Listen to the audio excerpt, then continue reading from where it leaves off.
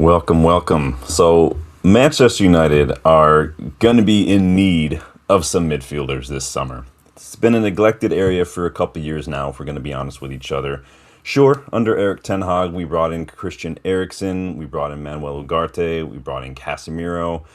But Eriksen was a free agent who didn't quite suit the deeper role a little bit. He was a little suspect off the ball, not quite physical, not super fast. Really good passing on him, right? Experience, good person. I love him, but not really sure what the plan was there. And he left for free, by the way. Manuel Ugarte hasn't looked the standard, if we're all being honest with each other. He could be out the door this summer, really should be out the door this summer as well. He was not a big favorite of Ruben Amorim. Obviously, Amorim sold him when he was at Sporting. Hasn't really quite featured under Michael Carrick as well. And while Casemiro is arguably having his best season ever in a United shirt, the Brazilian is 34 now, and he will be leaving for free this summer. As per usual, United have been linked to a number of midfielders, right? Almost every midfielder under the sun. And there's one name, though, that's steadily climbing up to the top of my list, especially if Elliot Anderson is, in fact, Man City bound. But that name is Crystal Palace midfielder Adam Wharton. Obviously, you knew where this was going if you saw the thumbnail, if you saw the video title. Today, I'm going to take a closer look at what makes Wharton one of my favorites now, what he's all about, and put forth the argument for why he really should be at or near the top of Manchester United's list this summer for replacing Casemiro. And maybe by the end of it, he might move at or near the top of your list as well. So I'm going to do that, you guys. Let's like the video, please, for me. Let's subscribe if you are new. This is for members live. It'll be live for everyone else later on, but get involved.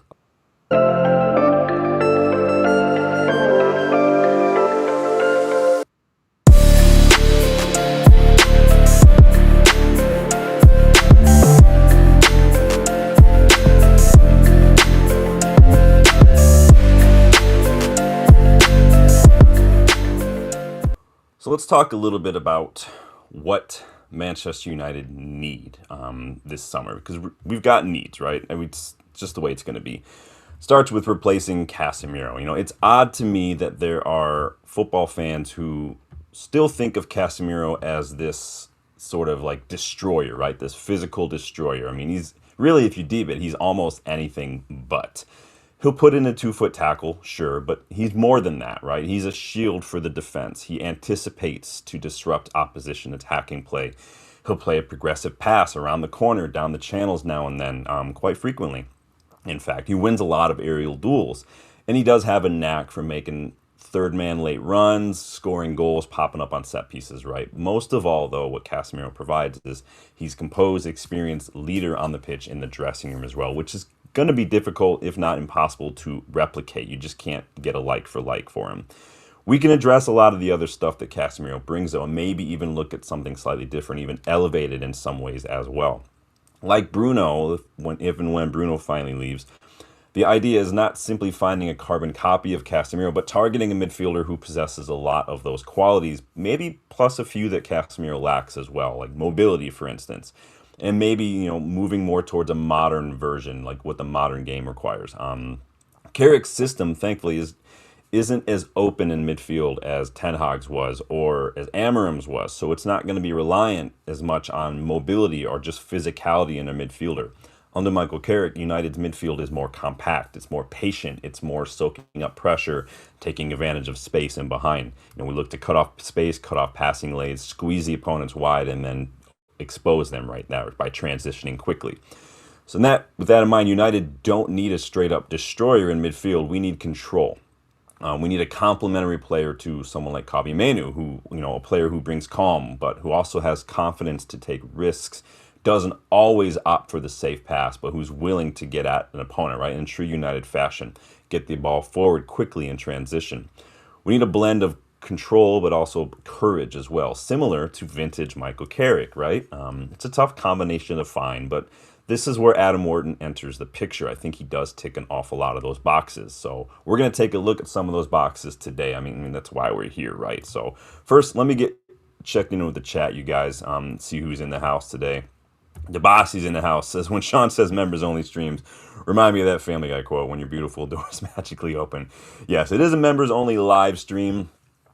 So any members from Academy starting 11 to Legends, it's not about excluding others. It's just about showing my appreciation for, the people who support the channel in that way. I am very, very appreciative of that. So I always want to make sure that I do what I can to show that appreciation. If this is a way I can do that, then I'm going to try that. So it will be live for everyone else after, but members are able to join in the live chat as well. So big up Devasi, always been a big supporter of that channel. Members has its perk. You guys go check out all the perks you get with the memberships. More than just badges and emojis.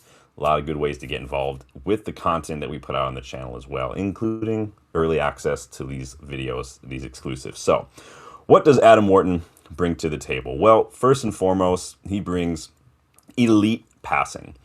When it comes to ball progression, we don't have a ton of players who can move the ball up the pitch. Yeah, Harry Maguire can spray a ball wide to a winger, right? Sure. But when you really need a line-breaking pass, it's really just Bruno or Lisandro Martinez who you look to, right? No one else has really got that in their locker.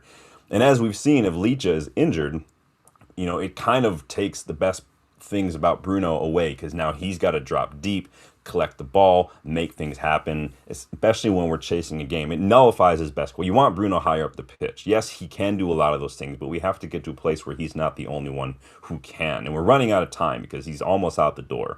How many times have we said, how we miss Leach's ability on the ball to play those line-breaking passes when he's been out of the games, when he's been injured, right? As a deep-lying playmaker, Adam Wharton can take on that role. Now, you can see his ball progression right here, the progressive passes, the key passes. The guy is an absolute boss. And even the forward passes, he is always looking to make that forward pass. He's always looking to get that ball up the pitch, find a teammate, create an attacking opportunity, put it in a good zone, a good area of the pitch, a dangerous area of the pitch that's going to create a chance for his team. And he's done a very, very good job of that. Even at Blackburn, he was excellent. You can see very high percentiles ranks when it comes to that. He's quite similar, in fact, to Casemiro in that regard. This is him compared to Casemiro. Casemiro was obviously in the reddish color. Very similar to progressive passes. Now, the difference is that where Casemiro will just get that ball forward, Wharton does it. You can see the key passes. Now, key passes are a progressive pass that leads to a shot. That's where Wharton shines. He's not only playing forward passes, he's playing passes that lead to opportunities, directly to opportunities. Now, unlike Casemiro, Wharton's key passes, again, are well above average. Again, those forward shots lead to a shot. Compared to other Premier League midfielders as well, Wharton is among the elite for progressive passes per 90. You can see up in that top right corner is where you want him to be. Dual one, he's got, very good for duels one percentage as well.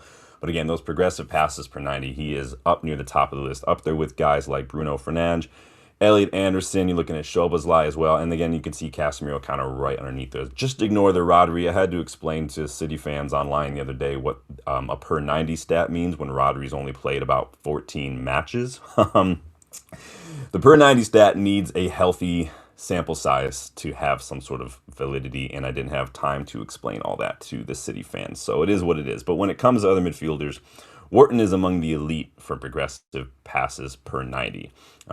You can see here how he compares to someone like Elliot Anderson. Again, key passes, progressive passes, very, very. He actually wins more duels. Now, where Anderson is going to be a little bit more is he's going to be a little bit more physical, and he's going to carry that ball. Anderson is popping up all over the place. I do love Anderson a lot. You guys know that.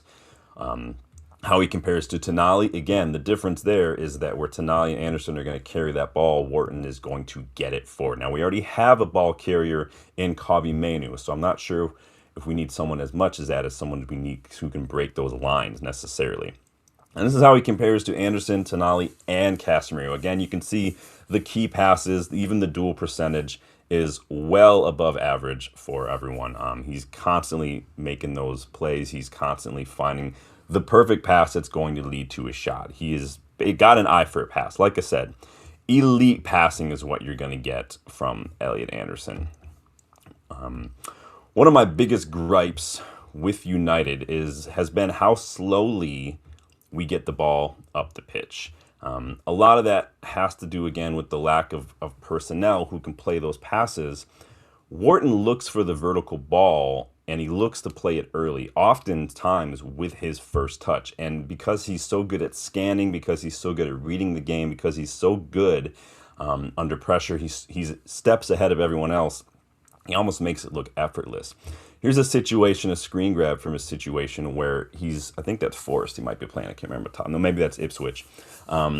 He receives his ball, two men on him, and the way he receives it, his body shape, everything, and the way he's facing has him looking like he's going to spray that to the open man in midfield right there. And for some people, that you might think that's the better ball, but what he's doing, he's drawing him in and he's playing a fake. And actually what he does is he plays this ball first time through to that other Palace player who's in midfield, right into that yellow hash zone.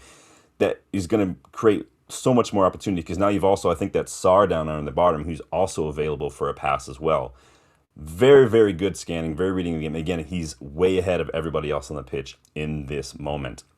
Same thing here. He's looking for this ball. This is not a ball that a lot of players would try to play right now. But Anderson has got the confidence. He knows how to put enough pressure where he needs to put that ball on there, and he's going to thread that ball through this situation. Like, that's not a ball a lot of players are going to try and attempt to make. He sees the angles, he sees the passing lanes, he sees the opportunities. And from an early age, that's just been the way it's been for him. Even as a child in Blackburn's academy, Wharton's ability to always seem to have a picture of the pitch in his mind was praised by his coaches. With his ball progression, Wharton can be that link between our defense and our attack. He has been known to consider backwards pass a failure. He doesn't like it. I think I've seen Kevin De Bruyne kind of say the same thing, right? Not only does he want to get the ball closer to goal and impact the game, but Wharton wants to create. He wants to keep the game flowing. He wants to entertain the fans. Sounds like a United player already, right? He's young, though, and I think he will come to learn the value of sometimes playing a backwards pass to ease pressure or see a game out, for instance. I have no problem with that. He'll learn that. It's easier to coach that sort of thing into a player than coaching someone on how to play line breaking passes or vision, right? That's natural. We're going to do that. One thing is natural. One thing is coachable. It just is what it is. So elite passing, definitely what you're going to get from him. What else are you going to get from him? You're going to get chance creation. He is a creator in chief, through and through, man. What I like about that ball progression from Wharton, again, it's that key pass metric. Well above average, meaning his chance creation is absolutely off the charts. Pretty much every Crystal Palace attack goes through Adam Wharton. Here we have him right now in a match against Fulham, receiving this ball really tight under pressure, and literally he just sees the run from Tyreek Mitchell and just curls it around. He could have played maybe a simple ball to Eze, it looks like, who's kind of showing for it a little bit. Eze would have turned and he would have been under pressure in a second. But what Eze is doing is, because of who Eze is, he's drawing in these players to come focus, but nobody's really paying attention to the run from Tyreek Mitchell except for Adam Wharton. And he sees it, he curls it in, and now Tyreek Mitchell's got the ball in acres of space. All Palace have to do is get players in the box, and that all comes through Adam Wharton. Same situation here against Newcastle. Gets this ball, and he's under pressure already. Can't really do much on the floor. He probably could, but he just plays a simple ball over the top. It looks like that's going to Eze as well, who's running into space. You can see the defender is caught square. Eze's got nothing but space, and Wharton just plays a simple first-time ball right over the top. And that's what you're going to get from Wharton, and it's really his bread and butter as a deep-line playmaker. 7 assists in all competitions this season, more than triple his outlay from last year. Remember, he also did have surgery last year on a groin, so that took out a couple months as well. Still, 88th percentile for assists per 90. 5 assists in the league, though. It's the best at Crystal Palace. He's tied for 9th in the Premier League right now for assists. He's actually 5th right now for expected assists, which he's also in the 95th percentile for expected assists. And big chances created. 93rd percentile for big chances created as well. So again, he has an eye for chance creation and playing those progressive balls. Keep in mind, too, that Palace have been struggling this year compared to last season as well. Mateta basically kicked up a stink when he didn't get his move. Eze left in January. Mark Gahey left in January. So now there's a little less shielding behind behind Wharton. Ishmael Assar, very good attacker, but he is a winger playing more in a central role as well. Pino hasn't exactly replicated his form from La Liga. They did get Strand Larson from Wolves in January. They picked up Brennan Johnson, Uche, Gusand as well. But again, they're not top class attackers. And how many times over the years have we said about Bruno, for instance, if he had better players around him? And I'm trying to diss Crystal Palace. I'm just pointing out the difference. If there are better players around him, what could happen if you stick Wharton's blind breaking passing into a side with Shesko, with Bruno, with Mbumo, with Ahmad, with Cunha? Imagine what could happen. Imagine how quickly we'd be able to move that ball up the pitch. Ball gets put out from a corner, ball gets passed out from defense. Wharton's first touch, second touch is going to be to play it forward, to find a run. I like that very much. Like Bruno, you'd have to think that maybe with some consistency around him or even slightly better personnel, Wharton's actual assists would be a lot higher. But maybe we'll see what happens. So, moving on. What does Basti say? Basti, his vision is good. Yeah, he's constantly scanning. If you watch some of his warm-ups and things, and I saw some interviews that he's done with like Men in Blazers, like he'll go through these warm-up routines, his preparation. It's class, elite preparation. He's just kind of, it looks like he's just kind of playing around, but during his warm-ups, but he's practicing scanning, he's practicing the movements, he's practicing the patterns in his mind, getting that muscle memory going, getting that repetition going, so that come time in the game when he's got less time to where he doesn't have to think as much because he's gone through it a couple times already. There's some really good interviews and some good footage out there. Go check it out sometime. But you're right, his vision is good. Can I compare him with Stiller? I can. I don't have it prepared this video, but we can look at it in another video if you want to. But moving on from chance creation, because again, chance creation is up there with expected assists and chance creation. Let's talk about his press resistance, because Adam Wharton is press resistant AF, man. Let me tell you right now. Because so sticking with what he's doing on the ball, I mean, he's got composure. He's got a knack for receiving the ball under pressure on the half turn, creating some space as well. Quick decision making. He's technical on the ball as well. He's incredibly press resistant, Wharton. This is something that Blackburn's director of football, Greg B, praised a couple years ago in an interview. He said the guy's press resistance, like his ability to just hold on to that ball, is incredible. It's going to send him like to the top. And I really think he was right. I think that Adam Wharton has shown, and you can go find footage out there. I can't show it to you because I'll get copyrighted, but you can go find the footage out there. But I've said countless times in the channel that give me a composed, press-resistant 6 over one who's just got, 90 pace in FC26 any day of the week and twice on Sunday. Wharton's footballing IQ, his reading of the game, combined with that spatial awareness, confidence in his touch, and he's super comfortable receiving the ball under pressure, as I've shown you guys. He can create space for himself with a little touch, a little drop of the shoulder, and then turn and dribble into space. Again, this makes him a superb link between the defense and the attack, as like Kobbie Mainoo, he can beat the initial press, carry the ball into midfield from a deeper position, and then get it forward very quickly. He's surprisingly techy on the ball. Again, bit of skill, drop of the shoulder. He's going to create time. He's going to create space for himself to make something happen. And I really, really like that about him as well. Defensively, very, very good off the ball as well. He may not be a natural ball winner, but Wharton can still put in a defensive shift to tackles per 90 in the 68th percentile, 5.5 recoveries per 90, which is almost in like the top 80 percentile. Possession won in the final third, again, 77th percentile. So again, he will put in a shift. He may not be the destroyer ball winner, but he will put in a shift. Again, it's that reading of the game that leads to anticipation, that leads to just cutting out plays. He's selective and economic with his tackling. Most of his tackles don't lead to fouls. In his first 10 appearances I read for Palace when he was just 20 years old, his tackles were in the 53rd percentile, but he only gave away 9 fouls in that time. Giving away 9 fouls in your first 10 appearances as a youngster in the Premier League is amazing. It's amazing. When he makes a tackle, it's a good tackle. It's a clean tackle, and he wins the ball. There was a time, in fact, at Crystal Palace when only Daniel Munoz and Tyreek Mitchell had more tackles than Wharton in that Palace side out of everyone else. So again, he will put in a shift. He's tenacious, presses from the front foot, and while he's still a bit raw defensively, again, that's not naturally his game, he can be caught out against pace, but who doesn't, right? But he does, again, it's that natural anticipation, the ability to limit space, cut out the passing lanes, that can serve as a foundation to build upon with proper coaching and time as well. So I really like that as well. Basta says, it won't be a problem if we pair him with Baleba Gomez. Yeah, compare him with a lot. I've got thoughts on on midfield. I might have to do another video on buying more midfielders. So moving on, what else does Adam Wharton bring to the table, you guys? Please make sure you like, please make sure you subscribe. My next item on the list, he is an absolute mentality monster. On his Premier League debut, again, just 20 years old, Palace were playing Brighton. He subbed on late on in the match, right? And not quite used to the pace of the league, again, 20 years old, how little time you're going to get to make decisions or take actions on the ball. Wharton took a little too much time, was dispossessed by Pascal Gross, and in that same play, Brighton actually went on to score, making it 3-0 to the Seagulls. Again, game was already almost out of sight at that point. Crushing for a young player in his debut, right?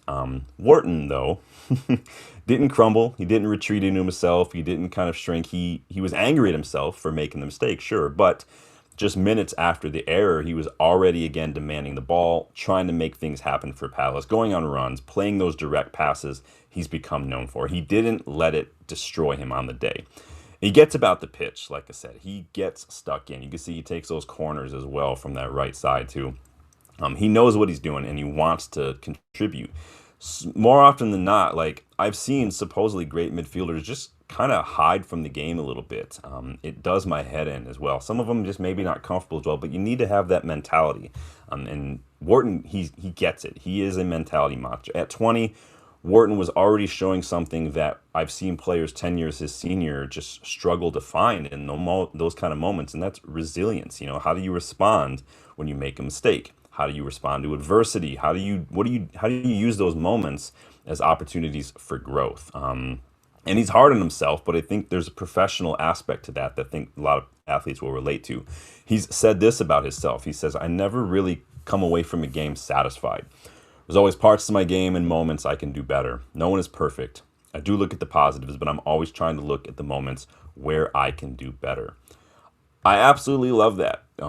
Again, there's a fine line between being too hard on yourself, but just driving yourself and pushing yourself, knowing that you can do better and that you want to do better and there's new levels to reach. And I think that Wharton has already shown that. So moving on, kind of like touching upon what Dabasi had to say here about partnerships. Wharton in this side brings a dynamism to this double pivot, right?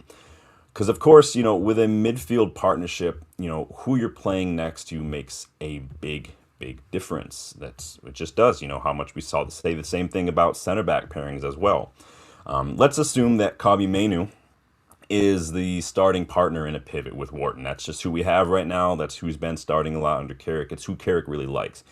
He's basically started, you know, every match under Carrick. And quite frankly, he's besties with Wharton off the pitch as well. Mainoo brings press resistance, he brings dribbling ability, he brings the ability to drive the ball through midfield, to go on these runs, to beat the initial press, right? A little bit of techers and create some space for himself, right? Mainoo's still lacking a bit when it comes to passing range, when it comes to just overall physicality, I think. But I think that while he can collect the ball or even beat the initial press, he's not going to get it forward quickly like Adam Wharton was. Wharton will sit a little deeper while Mainoo kind of goes on a run. Where Wharton can dictate tempo from a deeper role, he can find teammates in advanced positions with threaded passes or balls over the top. He can shield the defense when needed, something he does on a regular basis at Palace. He's the one who's going to find Kobbie or find Bruno or find an attacker in space. Wharton is the distributor. Kobbie is the carrier. Chemistry plays a role, right? And I think that friendship off the pitch will make a huge difference. This allows for a better build-up from the back, clean and quick ball progression forward, and it means Bruno does not have to drop deep to be the quarterback, and that we're not struggling if someone like Licha is out or maybe just isn't having a good day or is just maybe not on the ball at the moment, right? Can't pass it to Licha to make a pass. Like, we have someone else who can do that now. Basically, Wharton stays while Mainoo moves. Against certain opposition, on your point, Dabasi, maybe Mainoo and Wharton are dropped in favor of a more physical ball-winning option, like a Baleba, like a João Gomez, for instance. Welcome to squad depth, something we're going to need competing on four fronts next season, hopefully. We need options, right? Different profiles against different opposition, but we also need depth. If someone's injured, if someone needs a rest, we need to be able to bring them on. So maybe one day you play a Wharton and a more physical player. Maybe someday you don't play Wharton and you play a physical player in Cobby or something. Keep the ball on the ground. Lots of options. So that's the beauty of having squad depth, and I don't have a problem with it whatsoever. Wharton is also a Michael Carrick regen. He just is. Wharton may be a quiet guy, but make no mistake, the gears are always turning. He's always watching, he's always scanning, he's always assessing, learning, finding ways to make things happen on the pitch. United had another midfielder like that at one time. Conveniently, he's currently our interim head coach. You've been watching the channel for a while. You've heard me say many, many times that Adam Wharton is as close to a Michael Carrick as I've seen in years. I think the only other one I could think of off the top of my head is maybe like Rodri, for instance. Like Wharton, Carrick, he was reserved, he was calm, but he was calculating, he was creative, he was always seemed like he was in control. And he often played Michael Carrick as the deepest midfielder in a 4-2-3-1 or even a 4-3-3 at times, preferring to act as that deep-lying playmaker who can shield the defense, something that Wharton does very well. Think of what Adam Wharton can learn under a former class midfielder like Carrick in a system that almost seems tailor-made to the way that Wharton plays the game. So again, if you follow the channel for a while, you know that one of my main concerns with Adam Wharton for the last year or so has been the groin issue. He had surgery, missed a couple months. It does look like he's kicked on. He's put it fully behind him. I have it on good authority that everything looks good, wink, wink. So I'm struggling with the reasons to come up with reasons why United shouldn't make Adam Wharton a priority. He's young, Premier League proven if you like that sort of thing, relatively inexpensive, has a high ceiling. He's coachable as well. Getting him and another more physical profile, maybe for depth, but roughly for like the same price as like one Elliot Anderson, for instance, or one Sandro Tonali, could be a masterstroke this summer. Palace do need money after spending more than double what they've brought in the last 12 months, right?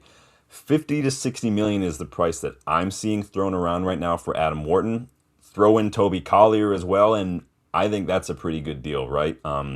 Wharton's only on about 35K a week at the moment. Even if you double that, we're nowhere near breaking any sort of wage structure for him. And then you can go and get someone like a João Gomez, Mateus Fernandes, or Carlos Baleba even. And if you still want some more depth, you can maybe go and get like a Julian Brandt or Matthias Jensen, big up Jarvis, both of whom are out of contract this summer. Bring a little depth to that maybe Cobby rotation role, a little more control there as well. Or maybe Arthur Evom, who technically is available, but Lorient do have an option for 1 year. But again, there are options out there. You can get three midfielders for the same or just a little above the price of one Elliot Anderson. And you've got to think that would tickle Ineos's fancy a little bit. I almost said something else. I'm not going to. I don't want that mental image. But when it comes to a midfield overhaul, Man United must look deeper than just finding a midfield destroyer to partner with Kobbie Mainoo, right? As we've seen with Ugarte, it's not enough to simply be a ball winner. You have to offer more in the modern game. You just do. As a deep line playmaker with press resistance and a knack for breaking up play, pressing high up the pitch and creating chances, Wharton ticks a lot of boxes. He links defense to attack. He makes those line-breaking passes to create opportunities. He's not afraid to leave a bit on you in an effort to break up play or protect his defenders. He's a mentality monster who's shown resilience through injuries and mistakes early on in his Crystal Palace career. But he also brings a calmness and a control and just a sense that he's always just a step ahead of everybody in an area of the pitch where that can turn chaotic without a hesitation, right? I want to know you guys' thoughts, though. Let me know your thoughts on Adam Wharton. Have I convinced you? Has he moved to the top of your list? How much do you think he would cost? I put a poll in the chat, you guys. Make sure you like and subscribe for me. So far, you guys are split between 50 to 65 million and more than 70 million. So I want to know your guys' thoughts. Who's on the top of your list? Where do you see Adam Wharton on your list? How much you see us going? Who would you partner him with? Is he the attacker? Is he the holder? I think he and Kobbie Mainoo would make a great pivot. Personally, I think Wharton, as I've shown you from numbers, has excellent defensive qualities as well. I like that he moves that ball quickly. His first thought is to get it forward quickly. But Want to know your thoughts. The Bossy says 70 million plus. That's a hefty price tag. Now, benchmarking could play a role. That's where you just take, what other players are going for, what other players are being paid, and you kind of use that as the foundation for your negotiations. So that's going to be a thing as well. But let me know your thoughts, and I'm going to see you guys on the next one. Again, please subscribe to the channel if you are new. If you like what you see, consider checking out those memberships. That's the best way to get involved in the content we put out. If you've got ideas for scouting reports, if you've got ideas for questions from a boot, if you want to even join in the weekly kickabout with Dylan. We took a week off because it's, we both needed a vacation, and it's good to just take a break. But I'm back tonight with the big video for you guys. So but let me know your thoughts. This will go public for everyone else here when I'm done here, but thank you for the members. Debasi, big up for jumping in and getting involved. I appreciate you guys, as always, for contributing to the channel and showing your support in that regard. The best way to support, check that out. Again, another way you can support, 20% off right now in the Unitedverse Everybody store. You can get something like the OG green and gold. I did put a link in the chat, so you can go check that out as well. That'll end in a couple days. So lots of ways to support the channel, but again, the best way is just to hit the like button, subscribe, share, hype. You guys know the drill. So until next time, take it easy, and I will see you later. Peace.